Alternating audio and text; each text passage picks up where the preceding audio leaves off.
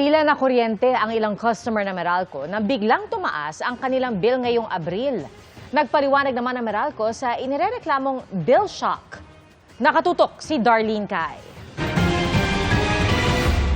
Sa init ng panahon ngayon, aminado si Hazel na mas madalas naka-on ang kanilang nag-iisang aircon. Pero tiwala siyang pareho lang ang konsumo niya ng kuryente ngayong buwan gaya noong Abril ng nakaraang taon. Kaya laking gulat niya pagdating ng bill, 7,013 pesos ang singil, kumpara sa 5,560 noong nakaraang buwan. Alam ko naman na nagdagdag ako ng oras sa aircon, so expected na rin po yun. Pero mas mataas talaga siya, unlike last year.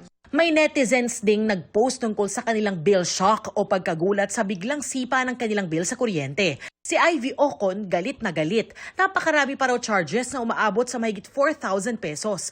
Halos 1,000 pesos din daw ang tax. Paglilinaw ng Meralco, tumaas ng 53 centavos per kilowatt hour ang kanilang singil ngayong Abril, gaya ng una na nilang inanunsyo.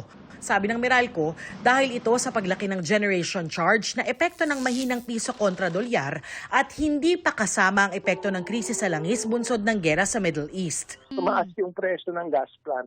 So ito pinagkukunan natin ng supply, nag-reflect sila ng increase kasi bumaba din yung pera natin kumpara sa benchmark na US dollar. Natural din daw na tumaas ang bill tuwing tag-init dahil lumalakas din ang konsumo sa kuryente. Paliwanag ng Meralco, 55% ng bayarin sa kuryente ay generation charge o presyo ng kuryente na binibili nila sa power producers. 10.1% ang transmission charge na ibinabayad sa National Grid Corporation of the Philippines para sa pagdaloy ng kuryente mula sa mga planta patungo sa distribution system. 17.5% ang distribution charge. Ito raw ang napupunta sa Meralco bilang bayad sa paggawa, operasyon at maintenance, 11.7% ang buwis.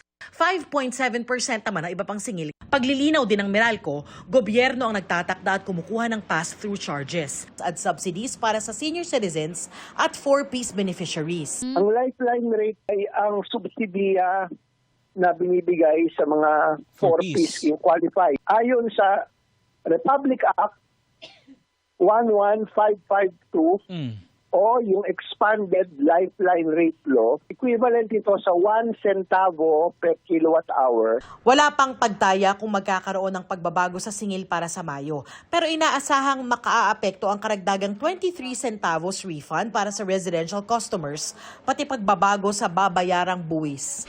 Darlene Kai, Nakatutok, 24 Oras.